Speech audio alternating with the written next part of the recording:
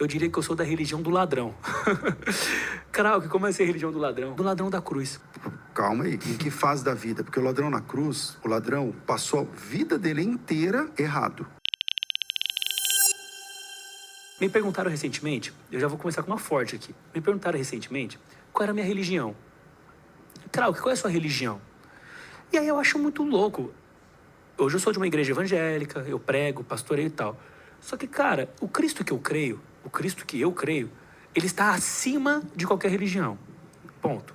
Para mim, ele está acima do evangélico, do católico. Para mim, Cristo está acima de qualquer religião. E aí, me perguntaram, e eu disse na nossa palestra, falei, cara, se eu pudesse achar algo que melhor define a minha religião, eu diria que eu sou da religião do ladrão.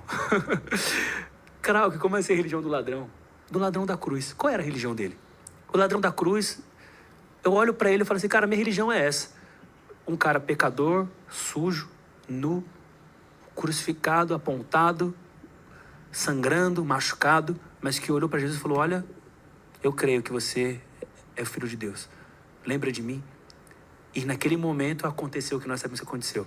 Por que eu estou te trazendo isso? Eu vejo hoje, eu estou lendo um livro, com certeza você já deve ter lido, Cristianismo Puro e Simples, do C.S. Lewis. Cara, eu nunca me emocionei lendo um livro além da Bíblia, igual eu me emocionei lendo esse livro, porque, cara, eu percebo que a igreja como um todo, ela é muito dividida em muitas partes, em crenças e não sei o quê, um monte de coisa. E eu, olhando de fora, como um cara que aceitou Jesus lendo a Bíblia, eu vejo como um debate sobre os carros. Eu imagino um monte de mecânico debatendo sobre o carro e o consumidor final não entendendo nada sobre o debate.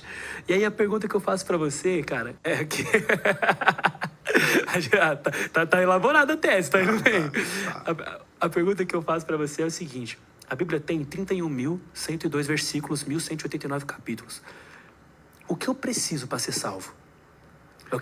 Eu tenho a minha resposta, eu quero ouvir de você. Se você tivesse que só dizer uma frase, o que eu preciso para ser salvo? Para ser salvo é isso. O que é? Você precisa de uma pessoa que é Jesus. Ponto. Você precisa do Salvador. Nós concordamos com isso?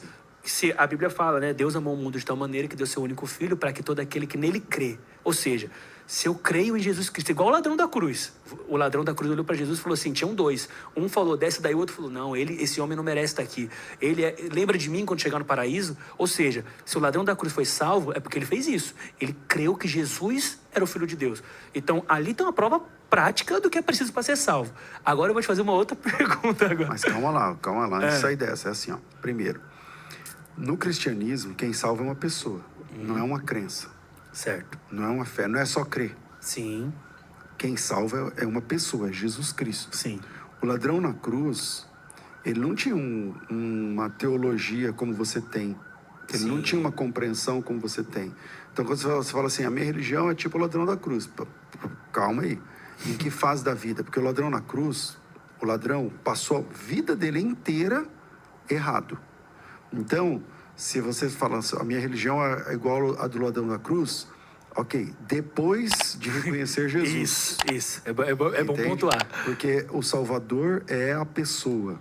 Quem salva no cristianismo não é a nossa fé. Isso. Quem salva no cristianismo não é a nossa obediência. Quem salva no cristianismo é uma pessoa. Isso. Ele é o Salvador. Nós estamos na mesma página. Nós cremos nisso igual. Beleza. E quando eu digo do ladrão, é porque assim, cara, se a Bíblia diz que não há pecado maior nem menor, todos nós, antes de conhecermos Jesus, somos igual ao ladrão da cruz. Estávamos pecando, sujos, isso, aquilo, opa, encontrei Jesus, eu reconheço. E eu costumo dizer que a obra, ela é decorrência da fé. Por exemplo, eu creio na lei da gravidade, por isso eu não pulo de um prédio, ponto. Então, assim, a minha ação já está condicionada ao que eu creio. Então, logo, se eu creio que Jesus Cristo é o Rei dos Reis, Senhor dos Senhores e morreu por mim numa cruz, isso vai condicionar um monte de atitudes minhas. Então, as minhas atitudes são decorrentes do que eu creio e não vice-versa. Isso, exatamente. Faz sentido, sim ou não? Faz sentido. Eu falo pra galera, mas então, por exemplo, o cara fala pra mim que é cristão e tem uma vida totalmente bagunçada, pra mim ele não crê em Cristo. É igual falar, se você crê na lei da gravidade, você não pula de um prédio, pô, isso é óbvio, entendeu? Então, por exemplo, por que o cara pula de paraquedas e não pula 100? Porque ele sabe que vai cair, a lei da física, da gravidade existe, ponto. Ou seja, eu creio em Cristo e por crer nele, eu tenho certas atitudes. Por exemplo, eu amo o próximo porque eu creio nele, eu me controlo porque eu creio nele, eu não me explodo e faço coisas que a carne manda fazer porque eu creio nele. Eu não faço isso ou aquilo porque eu creio nele. Então, mas isso é uma disciplina espiritual, Krauk. Por exemplo, A Bíblia diz lá em Efésios 2 que nós estávamos mortos nos nossos delitos e pecados. O que significa isso? Significa, por exemplo, você aceitou Jesus mesmo com quantos anos? Esse encontro que você teve com Deus? Cara, faz pouco tempo. 26. Tá. Você tem quantos anos agora? Tenho 29. Tá. Você esteve morto muito tempo. Sim. E morto nos delitos e pecados, a Bíblia diz lá em Efésios 2, ó, vou ler o texto que fica mais fácil. Mostra ó. o texto. Mostra o texto, ó. O Efésios 2 diz assim, ó. Porque ele vos deu vida, estando vós mortos nos vossos delitos e pecados, nos quais andastes outrora segundo o curso desse mundo, segundo o príncipe das potestades do ar, do espírito que agora opera nos filhos da desobediência, entre os quais também todos nós andamos outrora, segundo as inclinações da carne, fazendo a vontade da carne, dos pensamentos. Éramos por natureza filhos da ira. Ou seja, você não sabia usar o seu corpo, porque você estava morto. E você vivia a morte espiritual. É uma prática espiritual agora. Quando você se converte, você tem uma nova visão de você mesmo. Para que eu sirvo? Por que eu não posso mais fazer o negócio da casa de apostas? Por que eu não... Então você passa por um rebranding total. Você para e fala assim, não, peraí. Porque a essência do evangelho para mim é a nossa nova identidade. Por exemplo, Jesus ele chega no Gadareno. Olha que interessante, o Gadareno está lá, nu, dentro do cemitério. E a Bíblia diz que ele termina pregando em 10 cidades, porque ele saiu para pregar em Decápolis. Decápolis é uma região de 10 cidades. É como se Jesus chegasse lá e falasse assim, você está aí pelado, né? Cheio de demônios, né? O cara fala, tô. E aí Jesus fala para ele assim, mas a sua identidade não é essa. Glória a Deus. Aí ele fala, então qual é a minha identidade? Aí Jesus fala para ele, você não é isso. Então eu não sou isso, eu sou o quê então? Você é um pregador para 10 cidades, mas você não sabe disso porque essa identidade está comigo. E eu vou te entregar agora. Amém. E a partir de agora você vai ser isso. É a mulher pecadora que você citou agora há pouco.